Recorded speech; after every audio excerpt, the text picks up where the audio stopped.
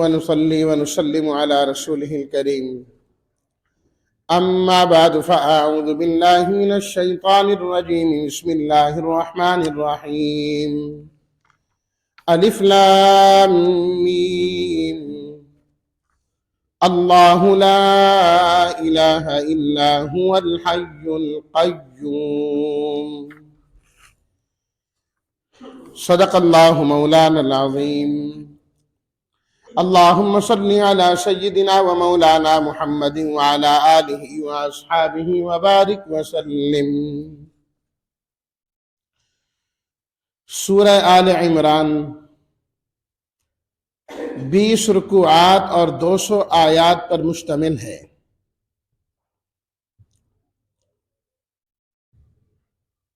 یہ سورت نازل ہوئی ہے ایک خاص موقع پر۔ نبی کریم صلی اللہ علیہ وسلم کے پاس نجران کے رہنے والے عیسائیوں کا ایک وفد آیا اور نبی کریم صلی اللہ علیہ وسلم سے حضرت عیسیٰ علیہ الصلاۃ والتسلیمات کی الوہیت پر بحث کرنے لگا کہ حضرت عیسیٰ علیہ الصلاۃ والتسلیمات بھی الہ ہیں، اللہ کے ساتھ معبود ہونے میں شریک ہیں، ان کے بیٹے ہیں، اس قسم کی بات ہے۔ آپ علیہ الصلاۃ والتسلیمات نے ان کی تردید فرمائی کہ ایسی کوئی حقیقت نہیں ہے، الہ صرف اور صرف اللہ ہے، باقی اس کے برگزیدہ بندے ہیں، شان والے بندے ہیں، لیکن الہ نہیں، معبود نہیں ہے۔ اللہ تعالیٰ نے بھی ان کی تردید میں یہ سورت نازل فرمائی، اور اس کا جو پہلا حصہ تقریباً اس کے 8 رکوع ہیں، اس میں اللہ تعالیٰ نے اپنی توحید اور اپنی وحدانیت کو بیان فرمایا ہے۔ پھر اس کے بعد جو 2 رکوع ہیں اس میں اللہ تعالیٰ نے نبی کریم صلی اللہ علیہ وسلم کی رسالت کو بیان فرمایا ہے۔ اس کے بعد کے جو آخری رکوع ہیں، آپ ویسے 10 بنتے ہیں، 9 رکوع جو ہیں اس میں اللہ تعالیٰ نے جہاد اور انفاق فی سبیل اللہ کا ذکر کیا ہے کہ انسان کو حق بات پر ڈٹنا چاہیے، کھڑا ہونا چاہیے۔ اگر کوئی حق بات سے ہٹانے کی کوشش کریں تو اس کو کہو کہ میدان میں آ جاؤ، وہاں فیصلے کریں گے، میدان جہاد میں آؤ۔ اور جہاد کے لیے انفاق بھی ضروری ہے، تو اس لیے اللہ کے راستے میں خرچ بھی کرو۔ پھر آخری جو 20واں رکوع ہے اس کے اندر اللہ تعالیٰ نے پوری سورت کا دوبارہ سے خلاصہ بیان فرمایا ہے۔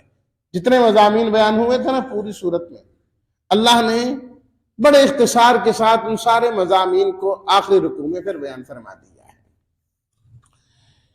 سب سے پہلے تو اللہ تعالیٰ نے اپنی توحید اور وحدانیت کو بیان کیا، شروع اسی سے کیا، اللہ لا الہ الا الحی القیوم، فرمایا اللہ کے علاوہ کوئی معبود ہے ہی نہیں۔ پہلی دلیل کیا ہے؟ الحی، کل آیت الکرسی میں بھی آیا تھا یہ لفظ، القیوم وہاں پر بھی آیا تھا، اور بلکہ بعض روایات کے مطابق تو یہ جو لفظ ہے یہ ان الفاظ میں سے ہے جسے کہتے ہیں اسم اعظم کہا جاتا ہے، کہ جب اس کے ذریعے سے دعا مانگی جائے تو اللہ ضرور قبول فرماتے ہیں۔ اس میں یہ لفظ ہے اللہ لا الہ الا هو الحی القیوم، اسم اعظم۔ فرمایا دیکھو ہمیشہ سے زندہ اور ہمیشہ زندہ رہنے والا تو اللہ ہے، باقی تو ہے ہی نہیں۔ تو جب ہمیشہ کسی اور نے باقی رہنا نہیں، زندہ رہنا نہیں، معبود اور الہ اور خدا کیسے بن گئے وہ؟ یہ اتنی موٹی سی بات ہے سمجھنے کے لیے۔ ساری کائنات کا نظام کون چلا رہا ہے؟ فرمایا وہ بھی اللہ چلا رہا ہے۔ تو جب جو نظام چلاتا ہے عبادت کا مستحق بھی تو وہی ہے۔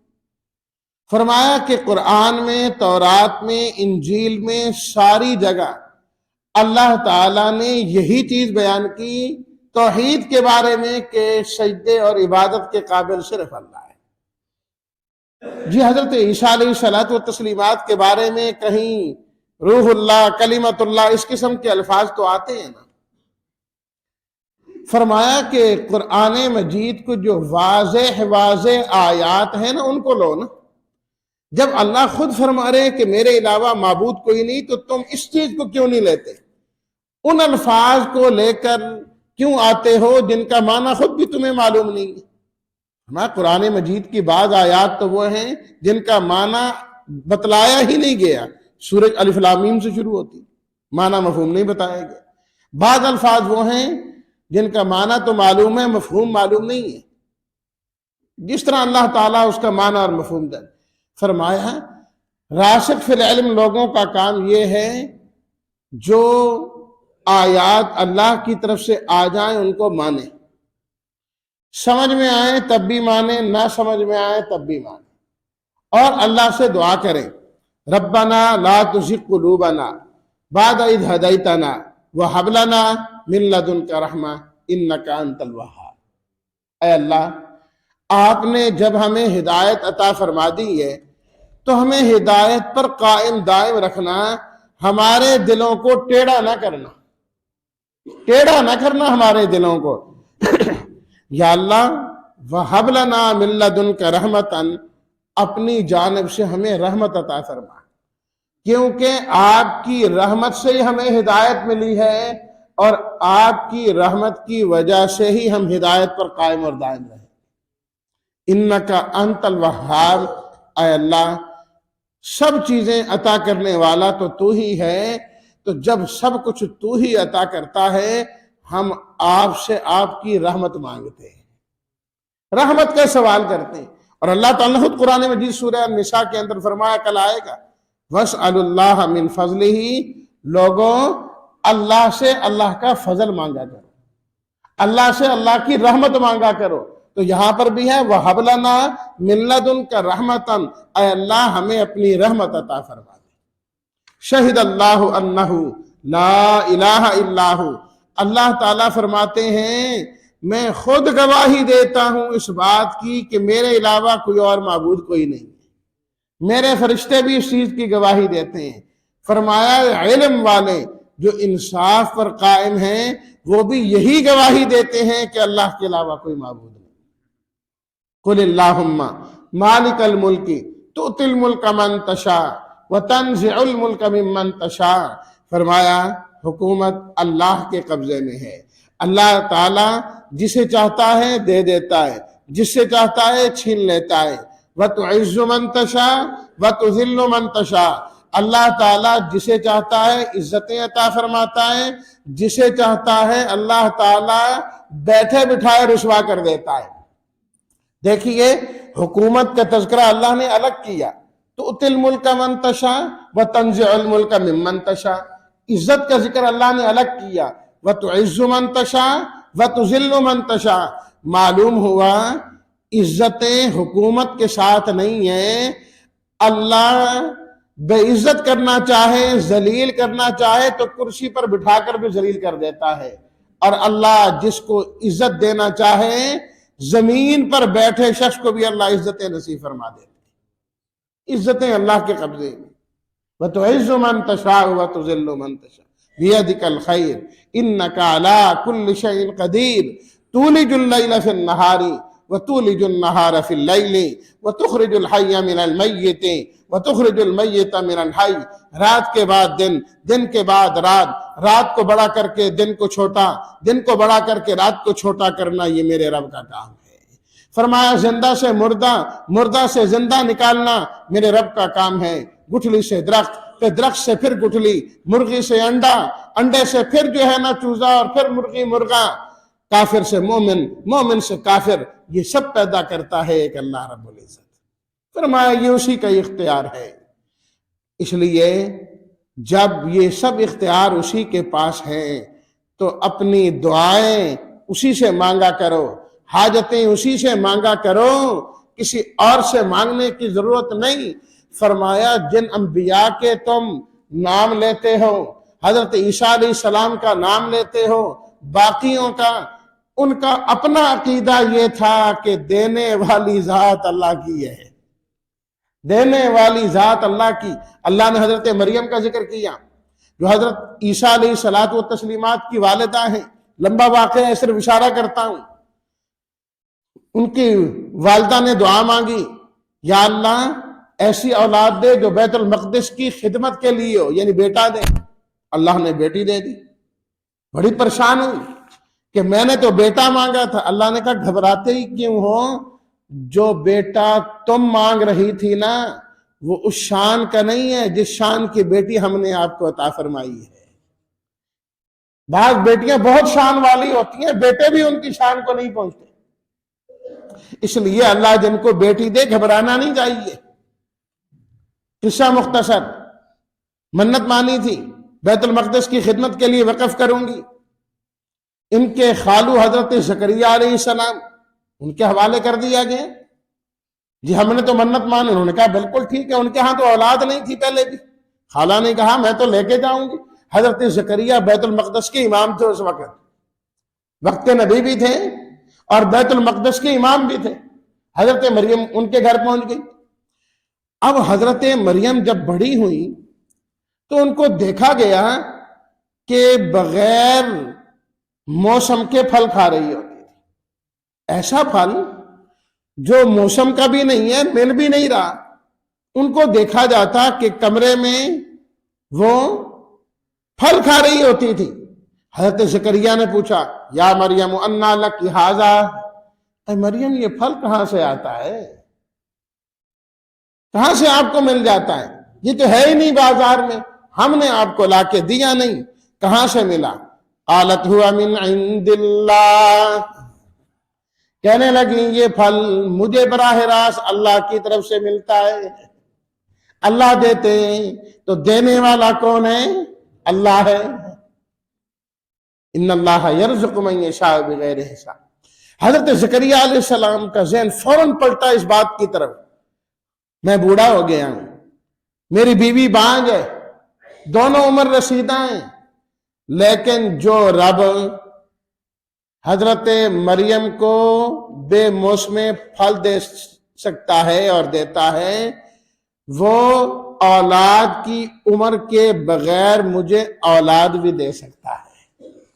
نا امید نہیں ہونا چاہیے، نا امید نہیں ہونا چاہیے. اللہ سے مانگتے رہے کہ اللہ تعالیٰ کسی وقت اولاد نصیب فرما دے. حضرت زکریا علیہ السلام وہیں پہ کھڑے ہو کے دعا مانگنے لگے، رب ھب لی من لدنک ذریۃ طیبہ، اے اللہ مجھے بھی نیک صالح اولاد نصیب فرما، مجھے بھی اولاد دے دینا. اولاد دینے والا اللہ. اولاد اللہ سے مانگیں، صرف اولاد نہ مانگیں، نیک صالح اولاد مانگیں. یا اللہ نیک اولاد دے، نیک اولاد دے دے. ایسی اولاد نہ ہو جو کل کو پریشانی کا ذریعہ بنے. پھر وہ باپ اپنے منہ سے کہہ رہا ہوتا ہے جس نے بڑی چاہتوں سے اولاد مانگی ہوتی ہے، کہتا نہ جمدا تھا بہتر سے. مول صاحب کو تویز دے وہاں کہ بچہ ٹھیک ہو جائے، ماننے والا بن جائے.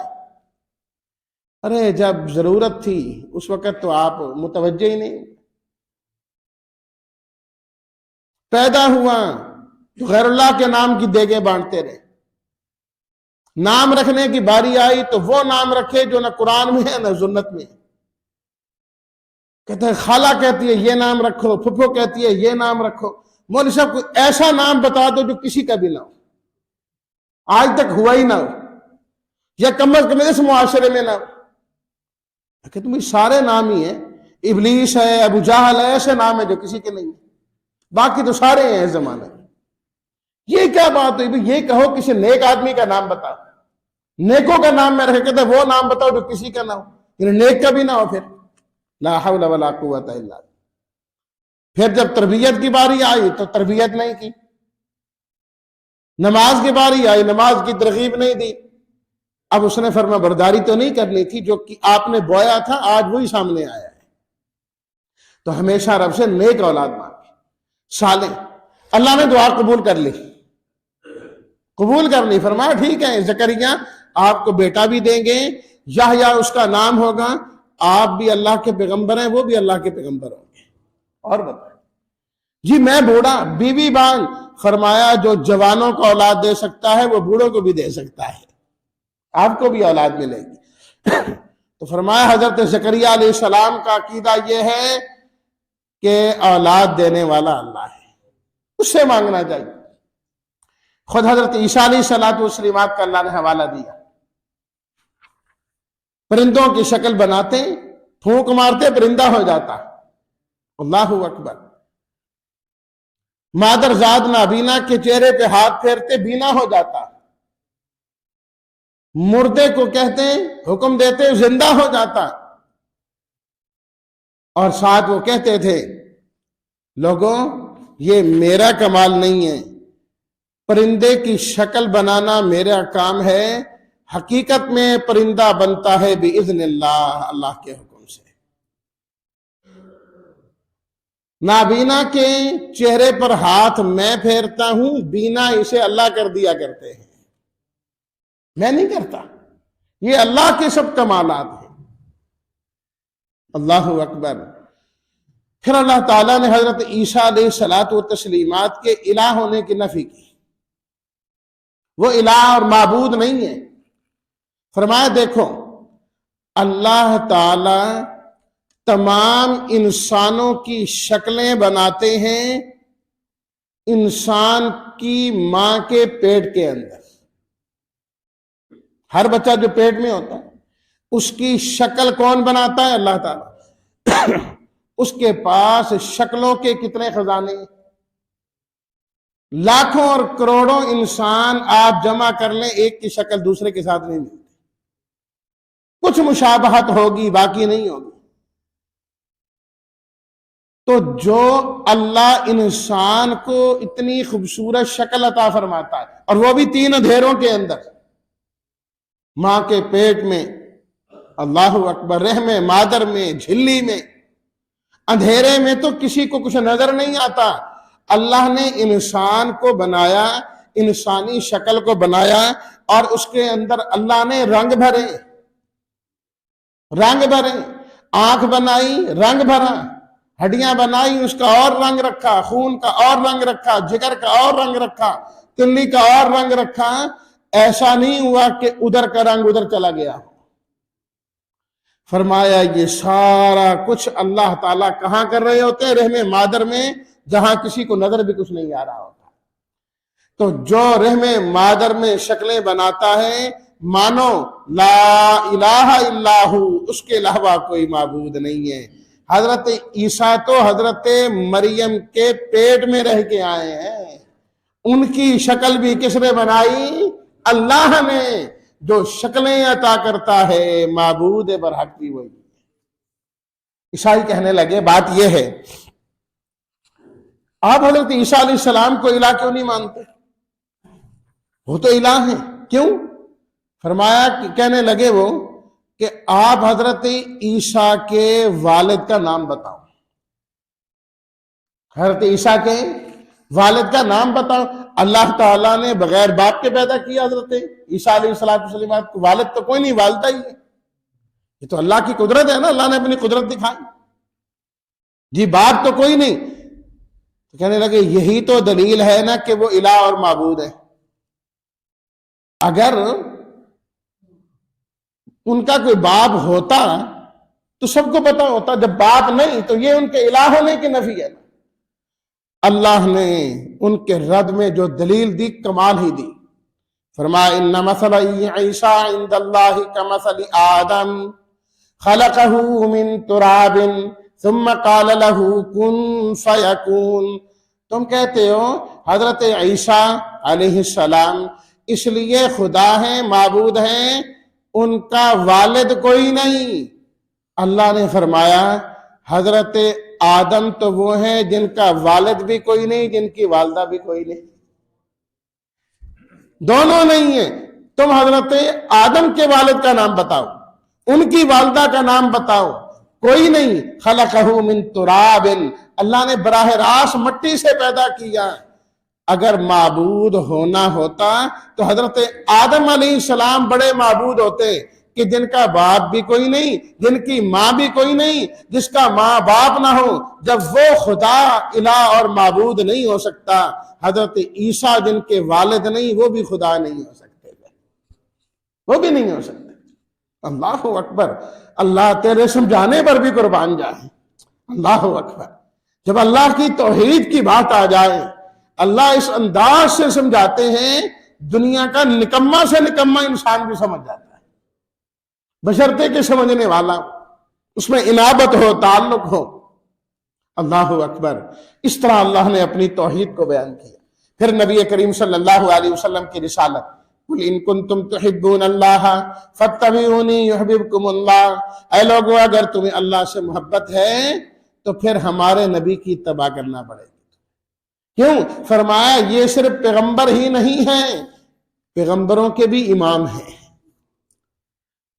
فرمایا کہ اللہ تعالیٰ نے ہر نبی سے وعدہ لیا تھا آنے سے پہلے، اس دنیا میں آنے سے پہلے، کہ تمہیں نبوت دی جائے گی، حکمت دی جائے گی، لیکن تمہارے بعد ایک اور پیغمبر آئیں گے، تم سب کی ذمہ داری ہے کہ تم ان پر ایمان بھی لاؤ گے اور ان کی نصرت بھی کرو گے اگر تم نے ان کا زمانہ پا لیا۔ اللہ نے معراج میں سب نبیوں کو پھر اکٹھا کر کے آپ کی امامت میں نماز ادا کروائی، اور حضرت عیسیٰ علیہ السلام کو براہ راست زندہ آسمان پر اٹھایا۔ قرب قیامت اللہ تعالیٰ واپس ان کو بھیجیں گے اور نبی کریم صلی اللہ علیہ وسلم کی شریعت کے مطابق وہ آ کے فیصلہ کریں۔ اللہ اکبر، فرمایا وہ پیغمبر آ گئے تو عیسائیوں کو بھی کہا، عیسائیوں تم تو آپ علیہ الصلاۃ والتسلیمات پر ایمان نہیں لاتے، حضرت عیسیٰ کو مانتے ہو، حضرت عیسیٰ کو رسول نہیں خدا تک مانتے ہو، جنہیں تم خدا مانتے ہو وہ تو اپنا امام ان کو مانتے ہیں۔ آپ علیہ الصلاۃ والتسلیمات وہ تو اپنا امام ان کو مانتے ہیں، نمازیں ان کے پیچھے پڑی ہیں اور آپ کی شریعت کے مطابق آ کے فیصلے کریں گے۔ فرمایا یہ بات تمہیں سمجھ نہیں آتی؟ وَمَن يَبْتَغِ غَيْرَ الْإِسْلَامِ دِينًا، فرمایا یہی سچا دین دین اسلام ہے، اس کے علاوہ اللہ کے ہاں قابل قبول نہیں۔ نبی بھی سچے ہیں، فرمایا ان کا قبلہ بیت اللہ بھی سچا ہے۔ إِنَّ أَوَّلَ بَيْتٍ وُضِعَ لِلنَّاسِ لَلَّذِي بِبَكَّةَ مُبَارَكًا وَهُدًى لِّلْعَالَمِينَ، پھر بیت اللہ کا، مقام ابراہیم کا اور حج کا اللہ نے ذکر کیا ہے۔ اب تیسری چیز آ گئی جہاد۔ فرمایا کہ یہ جو یہود اور نصارہ ہے نا، آپ نے ان کی بات کبھی نہیں مانی، اس لیے کہ یہ آپ کے خیر خواہ کبھی ہو ہی نہیں سکتے، پکی بات ہے۔ یہودی ہوں اور تم مسلمانوں کا خیر خواہ ہو جائے، عیسائی ہوں اور مسلمانوں کا خیر خواہ ہو جائے، کبھی نہیں ہو سکتا۔ فرمایا ان کو تو جب موقع ملے گا انہوں نے تمہارے خلاف زہر اگلنا ہی اگلنا ہے۔ فرمایا یہ تو کچھ باتیں ہیں جو ان کے منہ سے کبھی کبھی نکل جاتی ہیں، ان کے دلوں میں جو چھپا ہوا ہے وہ اس سے بھی کہیں زیادہ برا ہے۔ وہ کہاں ساری کتابوں کو مانتے ہیں، سب نبیوں کو مانتے ہیں؟ فرمایا تم تو سب کو ماننے والے۔ ہاں فرمایا ان میں سے کچھ اچھے بھی ہیں، وہ ایسی بات نہیں ہے، لیکن فرمایا گھبرانے کی ضرورت نہیں کہ دنیا کے اندر یہود اور نصارہ بڑی کثرت میں، بڑی قوت اور طاقت میں۔ فرمایا دو کام تم کر لو، دنیا کی کوئی طاقت تمہارا کچھ نہیں بگاڑ سکے گی۔ ان تصبروا وتتقوا، فرمایا ایک ہے صبر اختیار کرنا اور دوسری چیز ہے تقوی اختیار کرنا۔ صبر اور تقوی دو چیزیں اختیار کر لو گے، کافروں کی ساری سازشیں اللہ ناکام بنا دیں، سب ناکام ہو جائیں۔ اللہ نے غزوہ بدر کا ذکر کیا، غزوہ بدر کا ذکر کیا۔ فرمایا دیکھو جب تم نے صبر اور تقوی اختیار کیا تو اللہ نے تمہاری مدد کے لیے فرشتے بھی نازل فرما دیے اور وعدہ کیا کہ ڈرنے گھبرانے کی ضرورت نہیں، ہم اور فرشتے بھی بھیج دیں گے۔ فرمایا یہ فرشتے بھیجنا بھی صرف تمہیں خوش کرنے کے لیے تھا کہ تم ایمان والے مطمئن ہو جاؤ کہ ہماری مدد کو فرشتے آ گئے ہیں، ورنہ مدد کے لیے اللہ کو فرشتوں کی کوئی ضرورت نہیں، اللہ تو براہ راست بھی مدد کر سکتے۔ صبر اور تقوی ہونا چاہیے۔ اور فرمایا غزوہ احد کے موقع پر دیکھو تم نے ذرا صبر میں کمی دکھائی تھوڑی سی، جہاں جہاں کہا گیا تھا کہ رہنا ہے، کچھ بھی ہو جائے جگہ نہیں چھوڑنی، تم نے چھوڑ دی۔ تو فرمایا دیکھا پھر پریشانی آئی کہ نہیں آئی؟ بظاہر 70 مسلمان شہید ہوئے کہ نہیں ہوئے؟ آپ علیہ الصلوۃ والتسلیمات زخمی ہوئے، تو فرمایا جو ہی صبر میں کمی آئی بظاہر نقصان ہوگا، صبر اور تقویٰ ہو تو کبھی نقصان نہیں ہوگا۔ لیکن ساتھ ہی اللہ تعالیٰ نے تسلی بھی دی کہ گھبرانے کی ضرورت نہیں ہے۔ مسلمانوں، صحابہ کرام، یہ بھی اللہ کی حکمتیں تھیں۔ جو کچھ غزوہ احد میں ہوا، اللہ صحابہ کرام کو شہادت کا مقام بھی تو دینا چاہتا تھا نا، مقام بھی تو دینا تھا۔ منافق اور مخلص میں فرق بھی کرنا تھا، پتہ لگے مخلص کون ہے، منافق کون ہے، آپ کے ساتھ کھڑے ہونے والا کون ہے اور بھاگنے والا کون ہے، اللہ نے واضح کرنا تھا۔ باقی جو تھوڑی سی بے صبری ہو گئی، 3 مرتبہ اللہ نے فرمایا وَلَقَدْ عَفَا اللَّهُ عَنْهُمْ، اے مسلمانوں صحابہ کے خلاف بات نہ کھولنا، زبان نہ کھولنا، ہم نے ان کو معاف کر دیا۔ پھر براہ راست کہا دوسری مرتبہ، صحابہ میرے نبی کے شاگردوں پریشان نہیں ہونا، ہم نے تمہیں معاف کر دیا ہے۔ تیسری مرتبہ فرمایا فَاعْفُ عَنْهُمْ، میرے حبیب آپ بھی اپنے شاگردوں کو معاف کر دیں، معاف کر دیں ان کو۔ وَشَاوِرْهُمْ فِي الْأَمْرِ، آپ ان سے مشورے کیا کریں، کاموں میں شریک کیا کریں تاکہ ان کی دلجوئی ہوتی رہے۔ اللہ اکبر۔ اور پھر ساتھ ہی اللہ نے انفاق کا ذکر کیا کہ اللہ کے راستے میں خرچ کرو۔ پھر یہودی کہنے لگے ہم خرچ کریں، اس کا مطلب یہ ہے کہ اللہ فقیر ہے اور ہم مالدار ہیں۔ فرمایا بڑے بدبخت ہو، الٹی باتیں کرتے ہو، ان قریب تمہیں ان باتوں کا بدلہ دیا جائے، بدلہ چکانا پڑے گا۔ ہمیشہ تم نے زندہ تو رہنا کوئی نہیں، کل نفس ذائقۃ الموت، اسی میں فرمایا ہر نفس نے موت کا ذائقہ چکھنا ہے، مرنا تو تم نے ہے ہی ہے، جب آؤ گے نا جو بول بول کے آئے ہو سب بھگتو گے۔ اور پھر آخری رکوع میں اللہ نے فرمایا ان فی خلق السماوات والارض، آسمان و زمین کی پیدائش میں، دن اور رات کے آنے جانے میں اللہ نے بڑی نشانیاں رکھی ہیں، لیکن نشانیاں حاصل کون کرتے ہیں؟ فرمایا کہ وہ لوگ جو عقل مند ہیں۔ اور عقل مند لوگ کون ہیں؟ فرمایا جو اللہ کو ہر وقت یاد رکھتے ہیں، اٹھتے بیٹھتے لیٹتے جاگتے سوتے ہر وقت اللہ کو یاد کرتے ہیں، اور ہمیشہ اللہ سے دعائیں کرتے رہتے ہیں، اے اللہ ربنا، اے پروردگار عالم ہماری خطاؤں کو معاف فرما دیں۔ اننا سمعنا منادیا ینادی، یا اللہ ہم نے سنا آپ علیہ الصلوۃ والتسلیمات نے ایمان کی آواز لگائی، ہم ایمان لائے، ایمان ہم لے کے آئے ہیں، یا اللہ مغفرت تو ہماری کر دے۔ وَتَوَفَّنَا مَعَ الْأَبْرَارِ، یا اللہ ہمیں نیک لوگوں کے ساتھ موت عطا فرما دے۔ اللہ اکبر۔ یا اللہ قیامت کے دن رسوا نہ کرنا۔ اللہ پاک فرماتے ہیں میں ایسے لوگوں کی دعاؤں کو قبول کر لیتا ہوں، قبول کر لیتا ہوں، کیونکہ ایسے لوگوں کو میرے راستے میں بڑی تکلیفیں برداشت کرنا پڑتی ہیں، جو ہر وقت مجھے یاد کرتے ہیں، میرا نام لیتے ہیں۔ فرمایا ان کی خطائیں بھی معاف کرتا ہوں۔ اور بالکل آخری آیت میں فرمایا 4 چیزیں، اے ایمان والوں ہمیشہ صبر کی زندگی اختیار کرو۔ نمبر 2، دشمن سے مقابلہ ہو جائیں صابرو، اس وقت بھی صبر اختیار کرو۔ نمبر 3، رابطو، اپنی سرحدوں کی حفاظت کرو، یعنی جہاد کیا کرو۔ نمبر 4، واتقوا اللہ، تقوی کی زندگی اختیار کرو، لعلکم تفلحون، تم کامیاب ہو جاؤ گے۔ اللہ یہ 4 چیزیں ہمیں اختیار کرنے کی توفیق عطا فرمائے۔ الحمدللہ رب العالمین، والصلاة والسلام علی سید الانبیاء والمرسلین وعلی آلہ واصحابہ اجمعین۔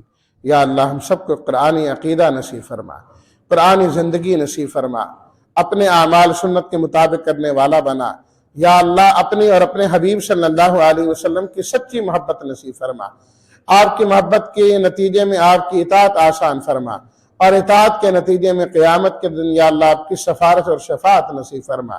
یا اللہ ہمیں نیک بنا، نیکوں کی صحبت عطا فرما، یا اللہ نیکوں کے ساتھ موت عطا فرما، قیامت کے دن یا اللہ ہم سب کو نیکوں کے ساتھ ہی کھڑا فرما، یا اللہ نیکوں کے ساتھ ہی کھڑا فرما۔